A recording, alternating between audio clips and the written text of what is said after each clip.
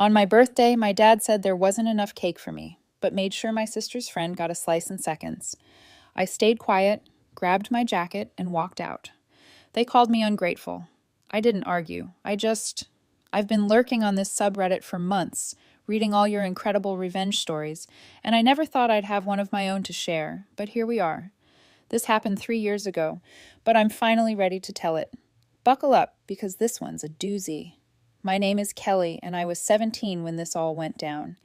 To understand why what happened was so devastating, I need to give you some background about my family dynamics. I'm the middle child of three. My older brother Jake was always the golden boy, star quarterback, straight A's, basically could do no wrong in my parents' eyes. My younger sister Madison was the baby, and at 14, she was spoiled rotten. Dad always called her his little princess, and Mom catered to her every whim. Me? I was just there. The forgettable middle child who kept her head down, got decent grades, and didn't cause trouble. Growing up, I learned early that drawing attention to myself usually backfired. When I made honor roll, it was expected. When Jake made honor roll, it was a celebration. When Madison barely passed her classes, it was she's trying her best, and she'd get rewarded anyway. I stopped expecting equal treatment around age 12. But birthdays were supposed to be different, or so I thought. The incident happened on my 17th birthday, March 15th. I had been looking forward to it for weeks because 17 felt like such a milestone. I was finally getting close to 18, to freedom, to being able to make my own choices. I had modest expectations. Maybe dinner at my favorite restaurant. Nothing fancy, just this local diner that made amazing milkshakes, cake with a family, and hopefully that art supplies said I'd been dropping hints about for months. The day started off okay. Mom made my favorite breakfast, blueberry pancakes, and Dad actually remembered to wish me happy birthday before he left for work. Madison even gave me a card she'd made herself, which was surprisingly sweet. Jake was away at college, but he'd called the night before to wish me well. I was feeling optimistic. The problem started around 3 in the afternoon.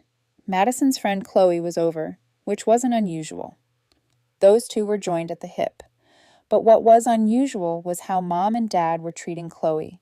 They were being extra attentive, asking about her family, her school, making sure she was comfortable. More attentive than they'd been to me all day. Actually, I found out why when I overheard Mom on the phone with Chloe's mother.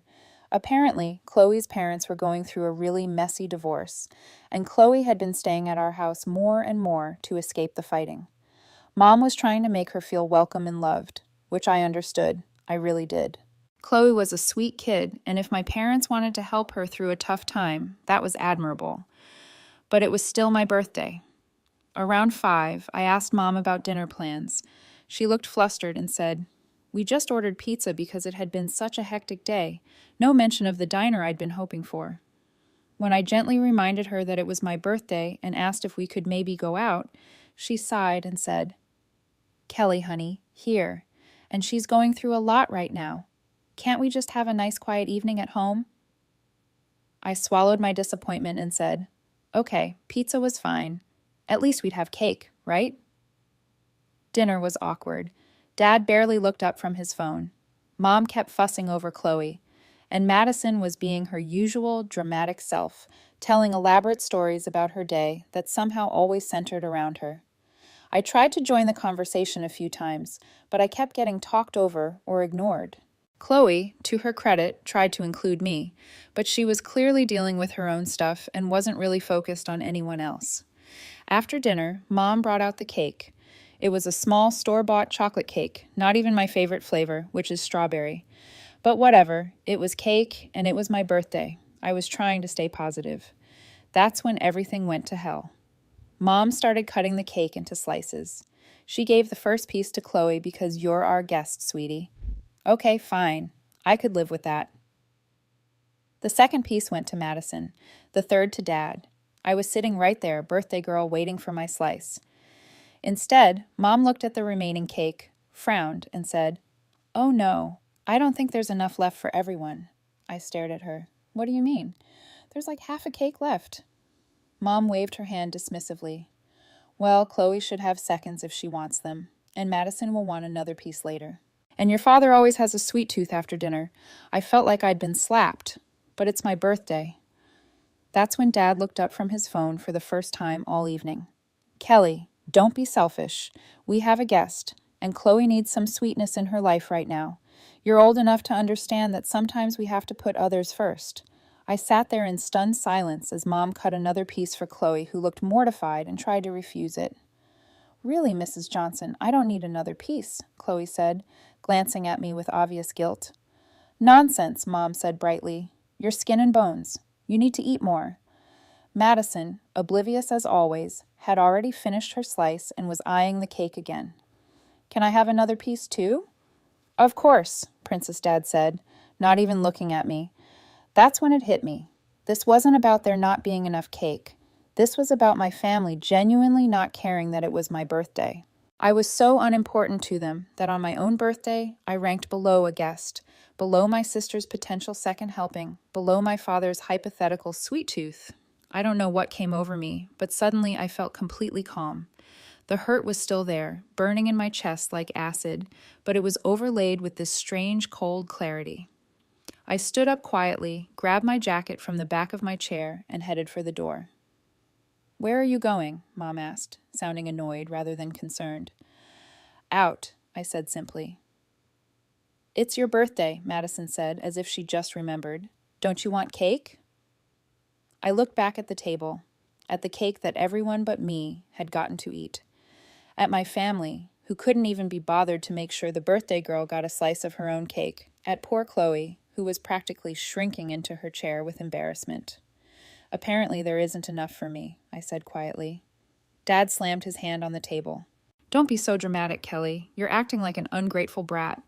Do you see what Chloe is going through? Her whole family is falling apart, and you're throwing a tantrum because you have to wait 5 minutes for cake. I'm not throwing a tantrum, I said. And I wasn't. My voice was steady, calm. I'm leaving. If you walk out that door, don't expect us to save you any cake. Mom called after me. I paused with my hand on the doorknob. I wouldn't dream of it.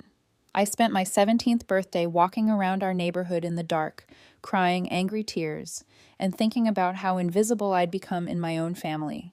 I ended up at the local 24-hour diner, the one I'd wanted to go to for dinner, and used my babysitting money to buy myself a slice of strawberry pie and a milkshake. The waitress, a kind woman named Dolores, who'd seen me there before, noticed I looked upset and asked if I was okay. When I told her it was my birthday and I was celebrating alone, she looked so sad that I almost started crying again. She brought me a second slice of pie with a candle in it and sang happy birthday to me, right there in the diner. It was the only time anyone sang to me that day. I got home around 11 to find the house stark and quiet. Everyone had gone to bed.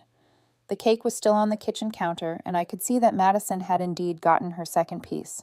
There was maybe one slice left on my own birthday cake. I didn't take it. I just went to bed. The next morning, Mom was furious with me. She accused me of ruining my own birthday party, of being selfish and attention-seeking, of making poor Chloe feel unwelcome. Dad barely acknowledged what had happened, just muttered something about teenagers being dramatic. Madison actually asked me why I'd left without having cake, as if she genuinely couldn't understand why that might have been hurtful. Nobody apologized.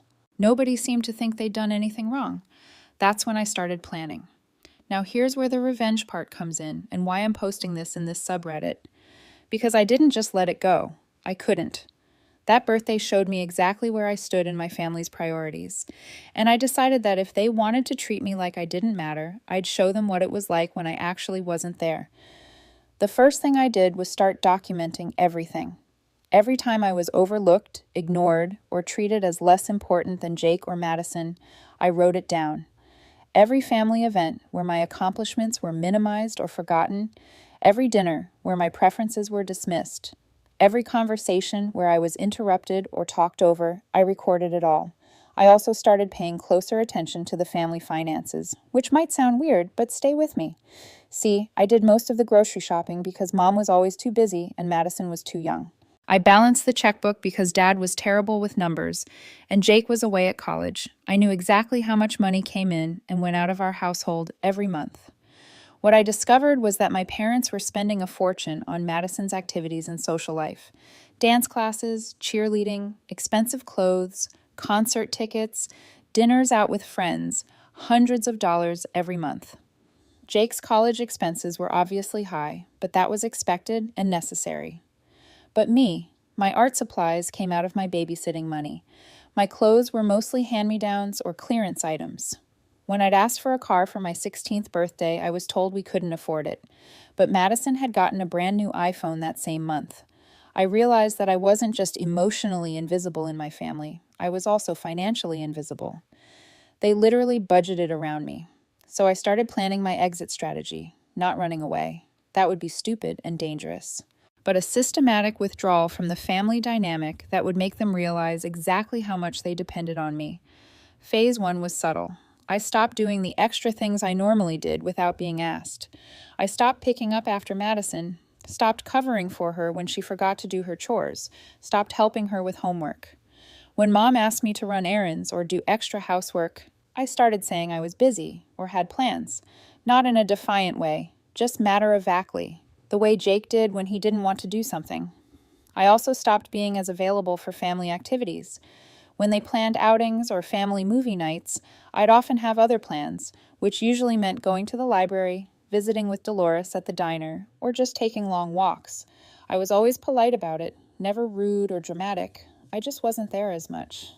The changes were small at first, but I could see them adding up. Madison started getting in trouble at school because I wasn't helping her stay organized.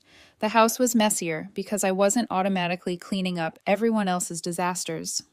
Mom had to start doing her own grocery shopping, which she hated because it cut into her social time, but they still didn't really notice.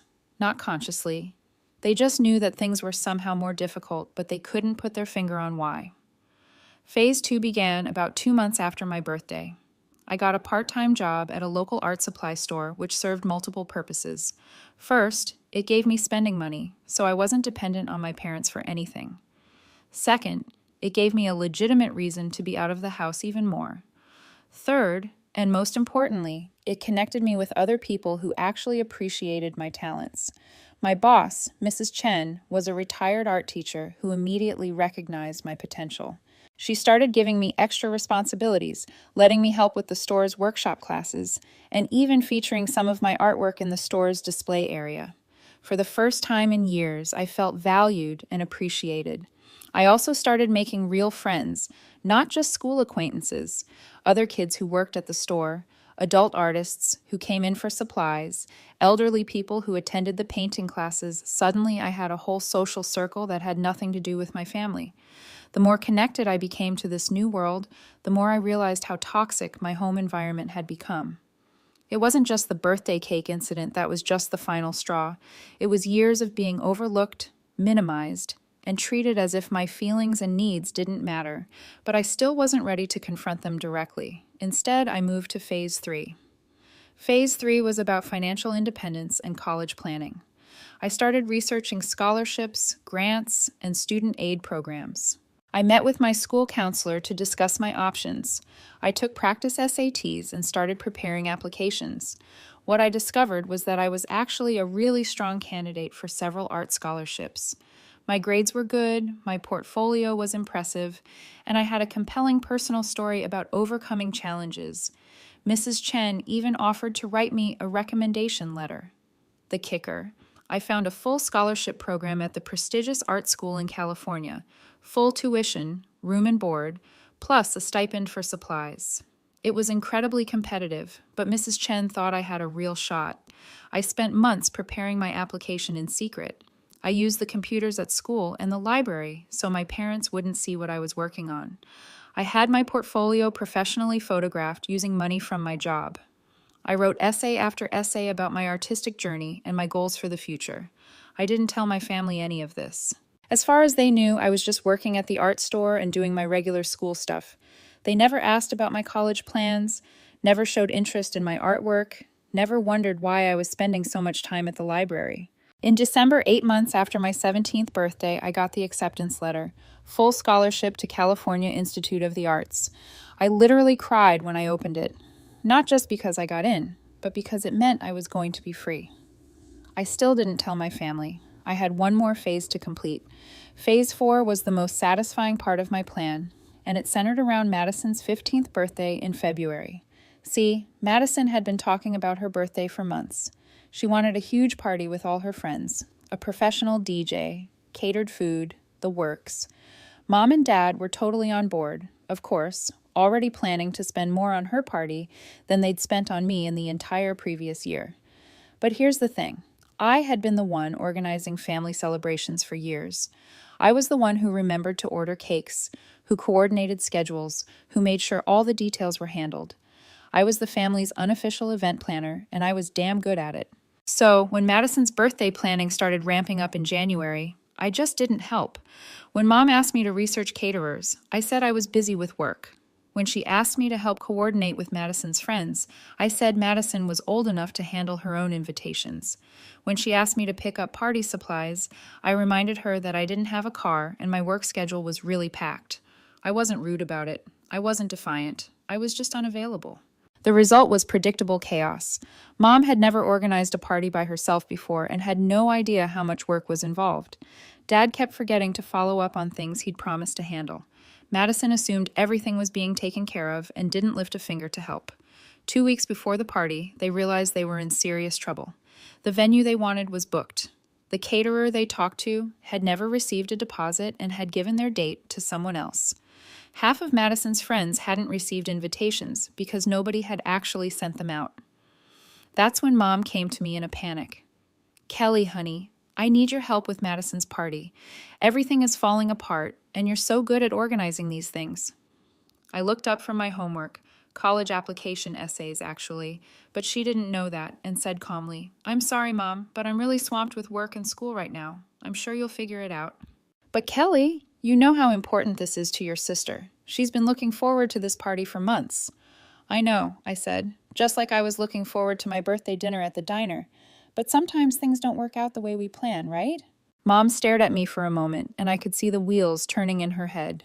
She was starting to realize that my helpfulness wasn't automatic, wasn't guaranteed, but she still didn't connect it to how they treated me. "Kelly, please, I know you're upset about your birthday, but—" "I'm not upset," I interrupted, and I meant it. "I'm just busy. You managed to plan Jake's graduation party without me, and you planned all those events for Madison's dance team. I'm sure Madison's birthday will be fine." It wasn't fine, of course. They ended up having to throw together a last-minute party at our house with store-bought decorations and pizza.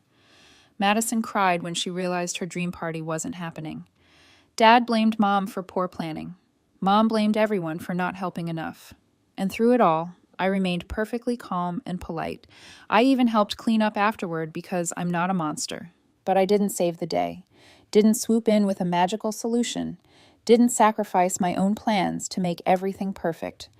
The birthday cake situation was particularly poetic. Mom had ordered a custom cake from an expensive bakery, but because of all the chaos, she forgot to pick it up. The bakery ended up selling it to another customer. So, Madison's 15th birthday cake was a grocery store sheet cake, hastily decorated with mismatched candles. When Madison complained about the cake, Dad actually said, "At least you got cake." Some people would be grateful just to have family celebrating with them. The irony was so thick you could cut it with a knife. But the real climax came 2 weeks later when I got an unexpected piece of news that would change everything. I was at work when Mrs. Chen called me to her office with a huge smile on her face. She had just gotten off the phone with someone from Cal Arts. Not only had I been accepted with a full scholarship, but they were also offering me a spot in their prestigious summer pre-college program. I would be able to start taking classes immediately after high school graduation, giving me a head start on my degree. There was just one catch.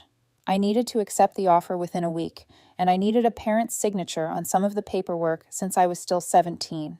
This was it, the moment I'd been building toward for almost a year. Time to reveal my master plan. I went home that evening and found my family in their usual positions. Dad watching TV, Mom scrolling through Facebook, Madison on her phone. Normal Tuesday evening in the Johnson household. "I have some news to share," I announced. Barely anyone looked up. Dad grunted acknowledgement. Mom said, "That's nice, dear," without taking her eyes off her screen. Madison ignored me completely. I took a deep breath and pulled out the acceptance letter. I've been accepted to California Institute of the Arts with a full scholarship. I'll be leaving for California right after graduation. That got their attention. Dad's head snapped up. What are you talking about? Mom's phone clattered to the floor. California? Kelly? What do you mean, California? Madison finally looked at me, confused. Wait, you're leaving? I handed Dad the acceptance letter. His face went through a series of expressions as he read confusion, surprise, and then something that might have been pride if I was being generous. This is a really good school, Kelly, and a full scholarship. He looked up at me with an expression I'd never seen before. When did you apply to college? Why didn't you tell us you were applying to college? I've been working on applications since last summer, I said calmly. I didn't think you'd be interested. You never asked about my college plans. Mom was frantically reading over Dad's shoulder. But Kelly, California is so far away. What about community college? What about staying close to family? What about it? I asked. The question hung in the air for a moment. What about family? What about the family that forgot my birthday dinner? That couldn't spare me a slice of my own birthday cake, that never asked about my dreams or goals or plans for the future. Madison was starting to look panicked. But who's going to help me with my homework? Who's going to drive me places when Mom's busy? You'll figure it out, I said, echoing the words I'd heard so often when I needed help. Dad was still staring at the letter. Kelly, this is incredible. I had no idea you were this talented. Look at this scholarship amount. This is more money than we make in 6 months. Now he was impressed. Now that there was a dollar figure attached to my abilities, suddenly I mattered. There are some papers you need to sign, I said, pulling out the enrollment packet. I need them back by Friday. Of course, Dad said, still in shock. We should celebrate. This is amazing news. Kelly, why didn't you tell us you were this serious about art?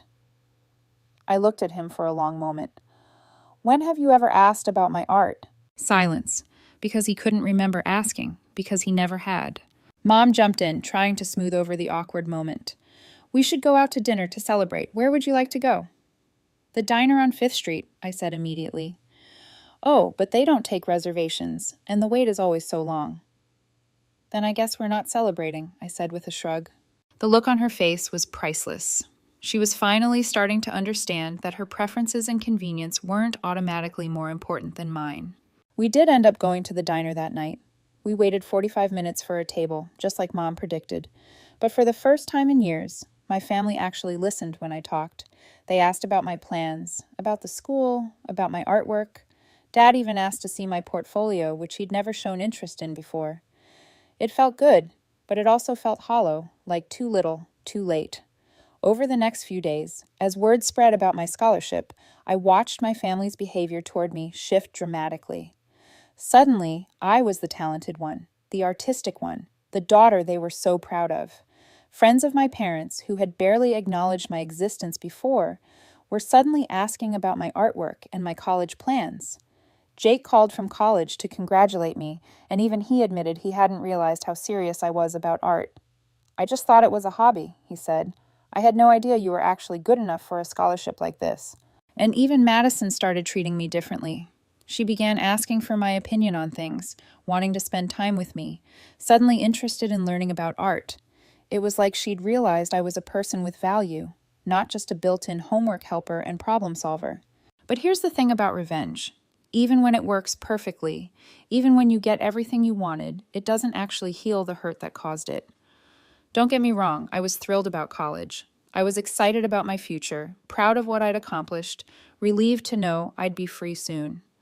But I also felt this deep sadness about my family, because now that they were finally paying attention to me, I could see glimpses of what our relationships could have been like all along. The night before I left for California, Mom came into my room while I was packing. She sat on my bed and watched me fold clothes for a few minutes before speaking. I owe you an apology, she said quietly. I stopped packing and looked at her. Your birthday last year. I was so focused on helping Chloe through her parents' divorce that I completely forgot it was supposed to be your special day. That wasn't fair to you. It wasn't just the birthday, Mom, I said. It was everything. For years. Everything. She nodded, tears starting to form in her eyes. I know. And I'm so sorry, Kelly. I don't know how we got so off track with you. You were always so independent, so capable, so easy. Jake needed so much attention with his sports and his college prep, and Madison was always so dramatic and demanding. You just seemed to have everything figured out on your own. I didn't have everything figured out, I said. I was just scared to ask for help because I didn't think you cared. Mom started crying then, really crying. Of course we cared. We care so much. You're our daughter, Kelly. We love you. I know you love me, I said, and I meant it. But love isn't the same as attention. Love isn't the same as making someone feel valued. We talked for over an hour that night. Really talked. Maybe for the first time in years. She told me about how overwhelmed she'd been trying to manage everyone's needs, how she'd taken my self-sufficiency for granted, how she'd assumed I knew how proud she was of me, even though she never said it. I told her about feeling invisible, about the years of small slights and overlooked moments, about how the birthday cake incident had been the final straw that made me realize I needed to create my own path. I wish you had told us how you were feeling, she said. I wish you had asked, I replied. Dad and I had a similar conversation the next morning.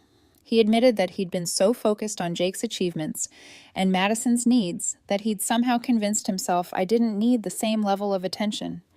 He was proud of my independence, but realized he'd used it as an excuse not to engage with me as much. I see now that we failed you, he said. Not intentionally, but we failed you anyway, and look what you accomplished in spite of us, maybe because of us. But I wish it had been different. Madison's goodbye was the hardest. She was only 15, and I could see that she genuinely didn't understand how her behavior had contributed to the family dynamic. In her mind, she'd just been being herself, and everyone else had been responsible for managing around her needs. I'm going to miss you so much, she cried as she hugged me. Who's going to help me figure things out? You are, I said. You're smart, Madison. You don't need me to solve your problems. But what if I mess up? Then you'll learn from it. That's how growing up works. Jake drove down from college to say goodbye, which meant a lot to me. He apologized, too, for being so wrapped up in his own life that he'd never noticed how I was being treated at home. I always thought you were fine, he said. You seemed so together, so sure of yourself. I never realized you were struggling. I wasn't struggling, I said. I was adapting. There's a difference. As I loaded my bags into Dad's car for the drive to the airport, I felt a weird mix of emotions. Sadness about leaving, excitement about my future, satisfaction that my plan had worked, and a strange kind of forgiveness for my family. Because here's what I learned through this whole experience. My parents weren't evil people. They weren't deliberately trying to hurt me. They were just flawed humans who made mistakes, who got caught up in their own lives and needs, who took the easy child for granted while focusing on the squeaky wheels. That doesn't excuse what they did.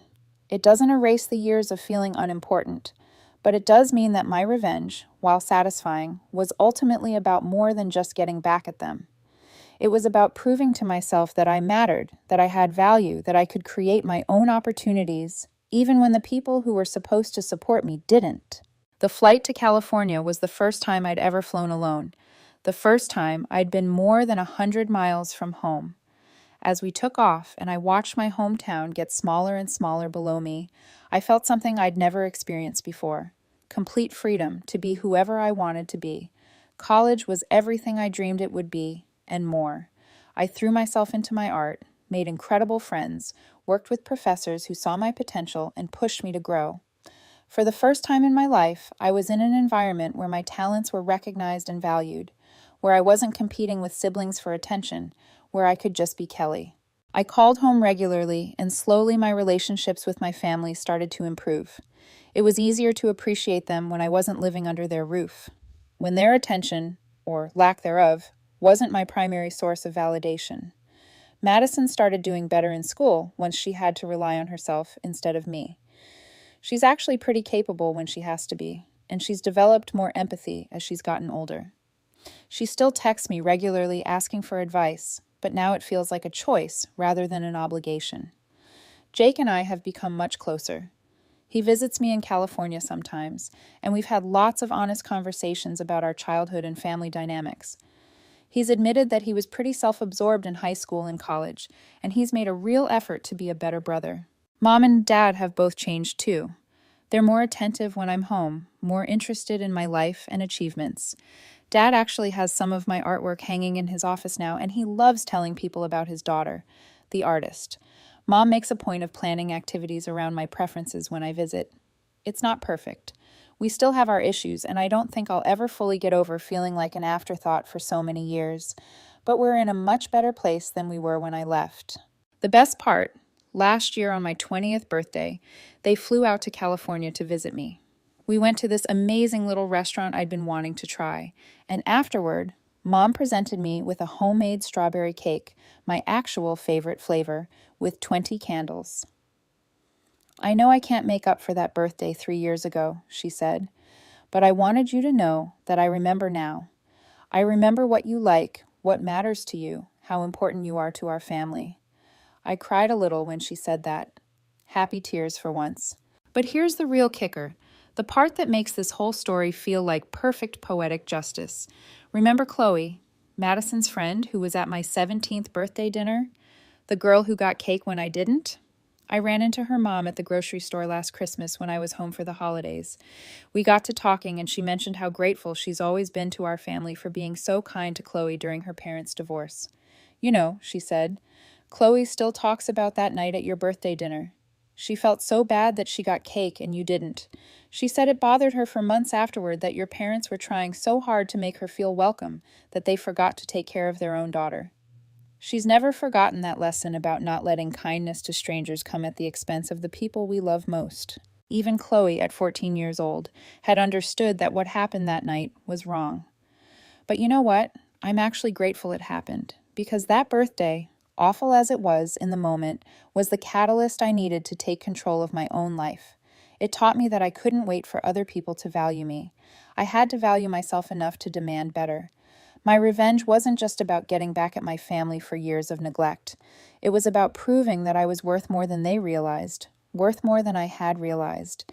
It was about creating my own opportunities, building my own support system, and refusing to accept being treated as less important than I actually am. These days, I'm a successful freelance artist living in Los Angeles. I have work featured in galleries, a thriving online business selling my artwork, and amazing friends who feel like the family I always wanted. I'm happy, fulfilled, and confident in ways I never was when I was desperately seeking my parents' approval. My family and I have good relationships now, but they're based on mutual respect rather than obligation. They know that I have options, that I don't need them in the way I used to, and that knowledge has made them more appreciative of the relationship we do have. Sometimes people ask me if I regret how I handled things, if I wish I had just talked to my parents directly instead of planning such an elaborate exit strategy. And honestly, no regrets at all, because talking to them wouldn't have worked when I was 17. They weren't ready to hear what I had to say, and I wasn't strong enough yet to say it effectively. I needed to prove to myself that I was capable of more than they thought and more than I thought before I could have those honest conversations with them. My revenge gave me the confidence and independence I needed to build a life I actually wanted instead of just accepting whatever scraps of attention and affection my family was willing to give me. And the best part? Every time I accomplish something new, every time I get a gallery showing or land a big client or reach another milestone in my career, I think about that night when my dad said I was being ungrateful for wanting a slice of my own birthday cake. I wasn't ungrateful then, and I'm not ungrateful now. I'm just someone who knows her worth and refuses to settle for less than she deserves. That's not revenge. That's just good life strategy. TLDR. Family treated me like an afterthought for years, culminating in me not getting any of my own birthday cake while my sister's friend got seconds. Instead of causing drama, I quietly planned my exit strategy, got into college with a full scholarship, and basically disappeared from their lives until they realized how much they'd taken me for granted. Now we have a much better relationship based on actual respect.